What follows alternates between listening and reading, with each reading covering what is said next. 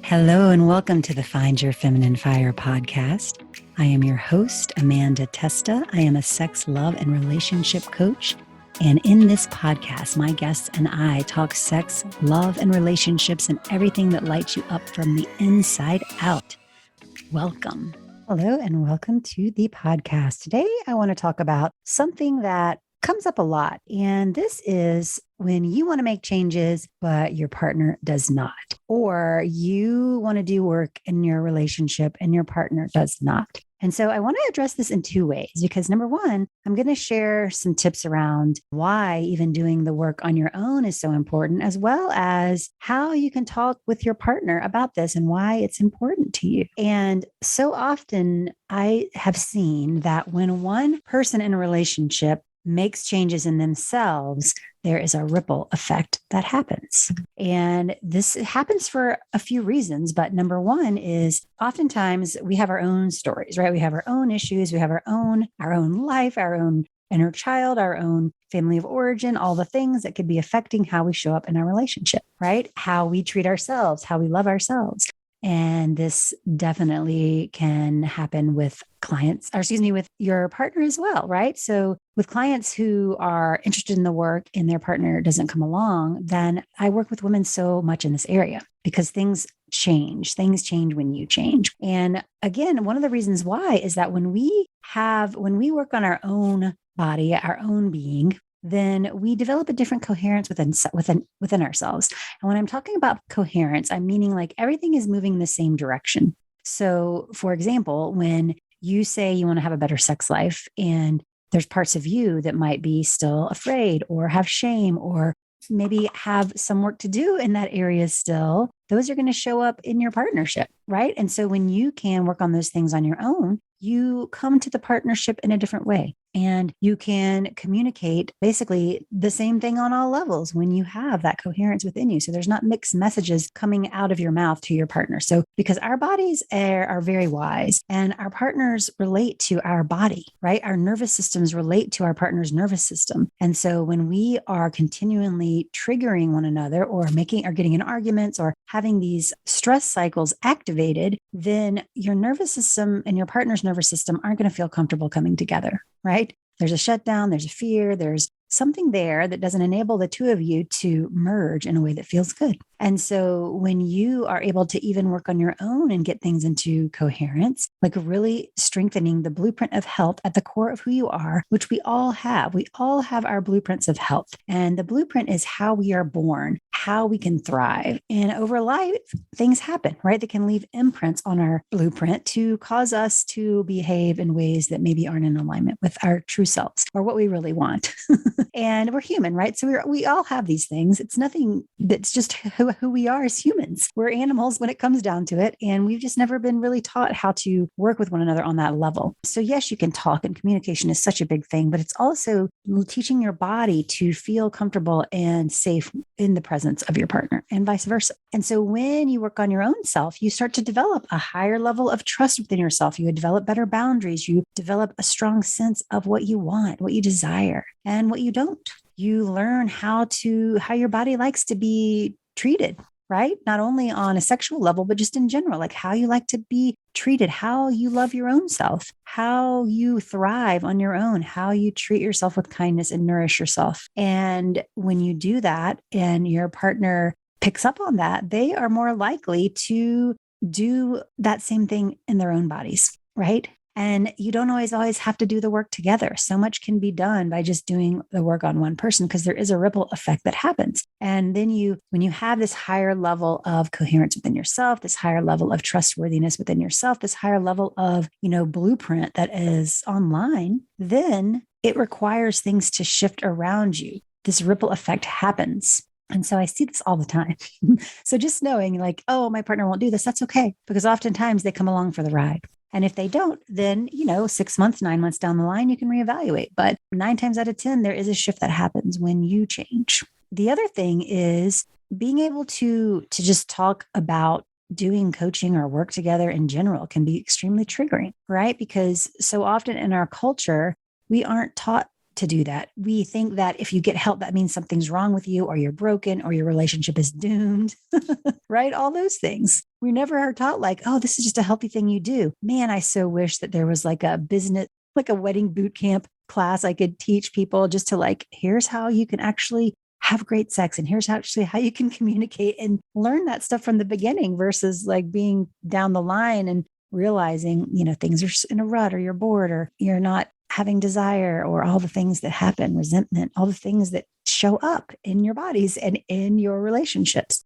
So, and I know that when you bring this kind of topic can be challenging, right? Even just talking about it can feel difficult, and it's natural to feel nervous or afraid when bringing up the conversation. And for any type of conversation, I really think what's so important is to, make sure that you find a good time to do it. Don't just blurt it out of the blue. You need to find a time that you're both willing and available to have a conversation. And we've all had those moments where you are maybe not in the right time or environment, and you decide to bring up something at exactly the wrong time, having it turn into a big argument. I laugh because my husband and I used to always do this. And like, we would be going out to dinner, and of course there would be something that I would be pissed about, and I would have to turn into this big argument in the car before we go into the restaurant. And then with the first like half of the date, we're sitting there pissed and fuming at one another. Can any of you relate to an experience like that? Right? It's hard. And it can be challenging to have a conversation without it turning into an argument. So how do you avoid this? So I'm going to share just some communication tips to start. And there's 5 steps that I really think can improve the communication. And the number one, like I just mentioned, is making sure you have the time and the space for the conversation. So making sure that you're not running out the door, your partner's not in the middle of a Zoom call or about to jump into a meeting in 2 minutes, in the middle of something else. You really want to make a time where you can both be present and available. So maybe it's even like, hey, I would love to chat with you about something. Do you have time now, or would you rather do it this afternoon? Right. And just making a time to do it. And, once you are in a place where you're both available, then, you really want to be able to listen to one another, and without interruption, without starting another conversation. Those can be very challenging things. I know myself, interrupting is something I'm always working on. So that is a real growth edge that I always am leaning into, because the thing that happens with interrupting or starting another conversation is it breaches trust, actually. And it takes practice, because it's easy to get triggered by something your partner may say. So just take a deep breath when that happens and focus back in on one another and listen, just really listen to what they are saying. And you want to start the conversation with something positive, sharing something really genuine that you appreciate about your partner or that you really love. So for example, maybe they are great at helping out with the kids in the morning, really share how you appreciate that so much. Or maybe they always take out the trash every night, and you're like, oh, I'm so glad, because I really hate opening the gate to the dumpster, and thank you for doing that. Whatever it is, right? And making sure it's genuine, because if it's not genuine, then the conversation probably won't go as well, because they'll know that you're not being honest, right? So really tuning in, even if it feels hard, finding something deeply honest and genuine that you love and appreciate to share, and start there. Maybe even it's just taking a minute to like look at each other and just take a breath and realize, I really appreciate you and that you are in this together with me. Thank you. Right? Then the third thing is you want to clearly state what you need and the why behind it. So if you're looking for more ways to improve your relationship, or maybe you want more physical touch, or maybe you want to, I think the key is stating why it's important to you. So even do some soul searching, some journaling before you have the conversation. Like, why is this important to you? Maybe you're looking for more physical touch, as the example I was saying. So you could share why this is important to you. So I would really love if you could give me a hug and a kiss before you get out of bed in the morning. It makes me feel so appreciated. I love feeling your warm body next to me. It makes me feel loved, and I really feel seen by you in that moment, right? And then when you explain the why, your partner can understand what you're looking for, and perhaps they can even come up with some other ideas of what they can do to meet that need. The why is really, really important. And then number 4, give clear and concrete action steps. So if you share crystal clear action steps of what they can do to help you, even if it seems super obvious, this is so important. So for example, in the morning, when you get up, could you please roll over and give me a hug or a kiss before you get out of bed, right? Really specific. When you come home from work, could you please get up and give me a kiss and a hug when I walk in the door? Again, sharing why. When you are able to just like connect with me right when you come in, I feel so happy to see you. It makes me feel so loved, and it makes me excited to want to spend time with you later, right? So when I'm washing the dishes, could you come and give me a little squeeze? It makes me feel so appreciated when you do that. I don't always love washing dishes. And just feeling your support as I do a task I don't like makes me realize that we're all in this together. We're a family. We all do our household contributions. And that feels really good, right? So giving really specific, concrete things they can do, even if it seems super obvious, right? Because we're not mind readers. None of us know what the other person is thinking. We can't read each other's minds. So that is such an important thing. And then number 5, be really open to what your partner has to say into return, right? So this is a conversation. It's not a list of demands. So maybe if you're asking a question around, wanting to do some exploration around making your sex life better and why it's important to you. I really miss those deep connections that we've had. And I know life has been crazy. Hello, it's been stressful. There was COVID. We have kids. Business and life can be so stressful, and it's easy to get wrapped up in the hamster wheel. And I really miss our deep connection. It's so important to me to have that with you. And I know it seems like it's just kind of the norm out there for couples just to kind of start falling into these routines and ruts. But I don't want that for us, because I know what we have is really special. And I know that when we make time for one another, we just are so much happier. Our family just is so much happier. The kids are happier. Like there's just such a ripple effect, right? Sharing the why is so key. So going back to being open to what your partner has to say in return, it is a conversation. So be open to what they can and are willing to do to support you, and just take turns going back and forth. Allow that conversation to happen. Let them respond to you and to be open to what they say, right? Because the more you do this, the more trust you're going to build with one another. And you know that you can talk about what you need without being attacked and without starting an argument. The more you're going to build trust and intimacy and honesty with each other. So those are just like some good starting points that I wanted to touch on, because when you bring up these deeper conversations, it can feel scary. And so I also am going to walk you through like just some journaling prompts for you to think about as you consider, making things better in your relationship, or making your sex life better, or possibly working with a coach. Because so these you are able to have the conversations in a way that you're really connected to why it's important to you. Again, as I mentioned earlier, it's really important. You want to create this relationship that's going to flourish for years to come. So whether this is just a relationship with yourself, which is so important, because what you bring into your own relationship with yourself, you're going to bring into any relationships in the future,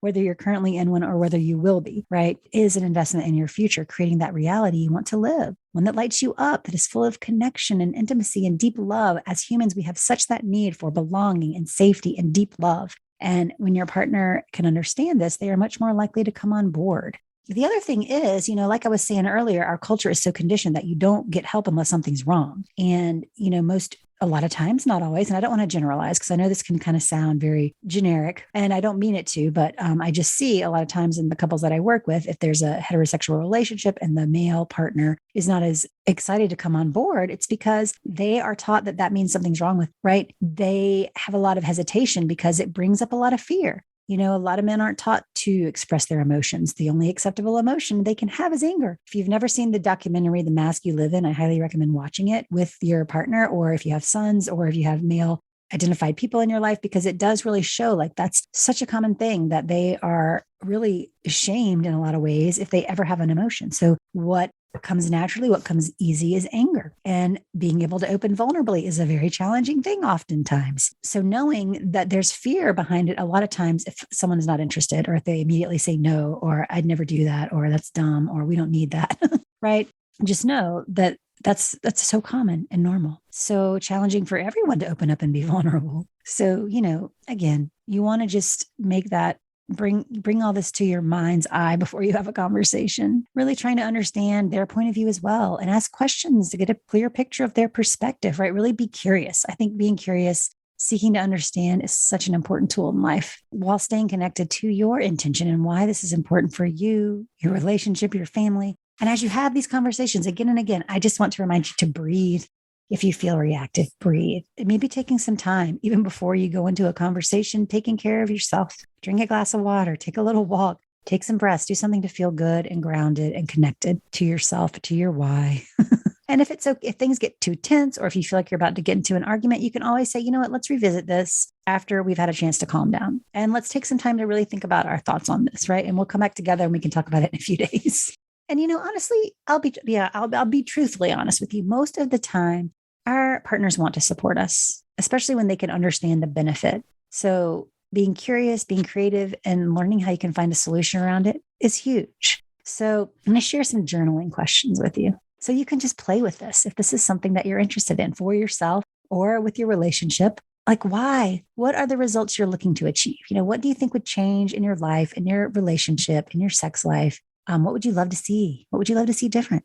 If you could paint a picture of a magical, I love that, magical wand thing, right? You just cast this vision of what you'd love your life to look like, your relationship to look like. What would that be? Maybe how you would interact with one another. Maybe there's more kindness and care in your interactions. Maybe there's more playful flirting. Maybe there's more toe curling orgasms. Maybe there's more laughter. Maybe there's more of a even distribution of the household contributions. Like, what are the results that would feel so good? And why are they important to you?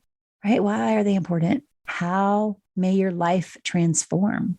How could the relationship be affected? If you have a family, how might that look as the ripple goes outward? Maybe your kids don't see you fighting in the morning anymore. And so they have less stress as they go into their day, whatever it might be. And just taking some time to journal these. I'll also put a PDF in with the show notes for this episode. So you can grab this PDF with these questions, and you can find that at amandatesta.com/talking to your partner, amandatesta.com/talking to your partner. So again, why are these important to you? How will your life transform? How will this affect your relationship, your family? Again, staying connected to why. Why is now the right time for this? Why is right now the right time for this? Sometimes it feels like there's never a right time. But if things continue as they are, how might things look in 6 months, 3 years, right? 5 years down the line, if you don't do anything to change these patterns? How might that affect your relationship, your own self-worth? How might that affect how you feel every day? How might that affect your family, your kids, your family members? Sometimes that's a painful thing to think about. So I'll just invite you to take a breath if that feels hard, and just know it's okay. There's always an opportunity to change if you so desire. But also sometimes it takes like digging into what happens if nothing changes, right? Because that can bring up some more deeper whys behind why it's important to you. And then also thinking, how might your partner feel if you did work without them, right? Maybe that's the step that feels right. Maybe like, you do it and I'll see how it goes for you, right? And that's okay too. Like, why would they want you to do it? And how important do you think your happiness is to your partner and to your family, right? And I think it's also really important to think about your fears, or maybe even what your potential partner's fears are, right? So often there's a fear around, well, this means we're going to break up, or this means we're going to have to be humiliated in front of another party. This means someone's going to have to hear all our deepest, darkest secrets. And, first of all, everything that happens in a container of coaching is totally confidential. But also the key is that you realize that that's not the intention for the work. It's for deepening your own connection and strengthening your relationship, not pointing out flaws or focusing on what didn't work or hashing out old arguments. That's not what this is about. So, but knowing that's what people think, right? So often people will think, well, then we're just going to get scrutinized, and then I'm going to be like ganged up upon, or I'm going to feel like I'm wrong or bad. These are all realistic, adequate fears. And when it comes to doing work on yourself, on your sexuality, on your relationship, fears come up. I mean, it's bound to happen. We are so conditioned that this is a taboo subject and things we should just be born knowing what to do. And porn teaches us such bullshit about what sex is actually like. So we've never learned. It is not our faults. I just always say this. And the beautiful thing, it's learned skills. These are learned skills. Anybody can learn these skills, and it's possible for anyone if you have the desire. It is possible. And I see it all the time. I love how one of my couples that I recently worked with, I love how so often, this was a couple where the partner was very reluctant to come along, but they did. And they're like, I don't consider myself a very woo type of person. And to me, like, he was thinking coaching felt very woo. I don't necessarily agree, but yes, I totally validate that thought. You don't always know like what you're getting into. And so, but he was like, but what I loved is the fact that how just everything was so approachable, and just like all the information, education I received, my mind was blown. And now that brings so much confidence into the bedroom. Like when you have confidence about what you're doing and you've learned something new, it helps to be more spontaneous and to have more trust about how things are going to unfold. Also understanding that things can not always look like they do on TV, and they're not meant to. That's fake. And it's okay if things come up during sex, because it is an opportunity for your body to release and to experience higher states of arousal. And part of learning how to have great connection is letting your nervous system teaching your nervous system how to handle that kind of thing, because that's sometimes part of the work. And so, but again, like it's all a journey and it's all about being curious. So the other thing is you can just tune into how would you feel if your partner's just like, no? And what are you willing to do if they say no, right? What are the things you're willing to do? And what are you not willing to give up, right? Because I think that's an important thing. Like, so if they do say no, that's okay. Because you know what? You can still do the work on your own. You can still, like I said at the beginning of this call, or the podcast, there's so much that can happen when you change your own body and being. I mean, it's miraculous to me how that works. I've seen it in my own life and so many clients. It just blows my mind. Thinking that, like, what are some of the objections that you foresee and how might you address them, right? If your partner's like, well, I'm just worried that you're going to turn into this crazy sex fiend and then I'm not going to be able to satisfy you. And then you're going to want to have an affair and right, all the things that people think. Try to feel into what are the objections you think may come up and how you might answer those questions, right? Well, some answers you could say even to those right there are, you are what I want. You are what's important to me. I want us to have this together. It's not like I'm going to go look for someone else. I want that for us. And I think just, really tuning in, what are the things that might come up and how to address this, right? So again, just to kind of recap, spending time looking at these questions, feeling into why, how you want to feel, what can you do to honor yourself? And before you go into the discussion, have that deep connection to your intention, right? How do you want to feel when you have this conversation? How can you honor yourself and why it's important to you and your relationship and everything else that comes from that? Because communication is such a challenging and amazing opportunity to deepen your intimacy, right? It's part of it all comes together.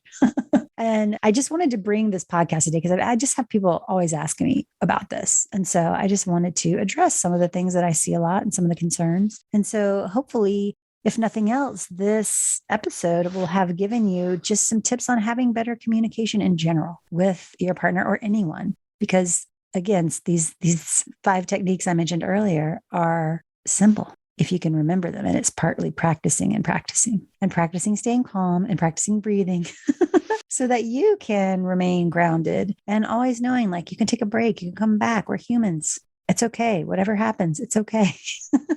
And I think that wanting to better your sex life is so fun, even if it's just for you, because we have such capacity for pleasure in our systems. Every cell in our body is wired for pleasure, wired for connection. That's who we are as humans. And it's our birthright to experience that and to enjoy it in a way that feels right and doable for you. And that looks different for every single person on the planet. So don't be comparing yourself to others and know that if you are curious and want things to be different, they can be. Even if it's just as little as like you deciding that every day you are going to tap into what feels good for you. Even if it's that little thing like today, I'm going to just do what feels good to myself, to my body, and nourish myself throughout the day as best I can. And notice how that shifts things around you. That little step right there can be a huge one. So thank you so much for being here, for tuning in. I so appreciate each and every one of you. I truly, truly do from the bottom of my heart, because this podcast would not be possible without your support. And I just want to send you much love, wishing you a beautiful day. And thank you. We will see you next week. Thank you so much for listening to the Find Your Feminine Fire podcast. This is your host, Amanda Testa. And if you have felt a calling while listening to this podcast to take this work to a deeper level, this is your golden invitation. I invite you to reach out. You can contact me at amandatesta.com/activate. And we can have a heart-to-heart to discuss more about how this work can transform your life. You can also join us on Facebook and the group Find Your Feminine Fire group. And if you've enjoyed this podcast, please share with your friends. Go to iTunes and give me a 5-star rating and a raving review so I can connect with other amazing listeners like yourself. Thank you so much for being a part of the community.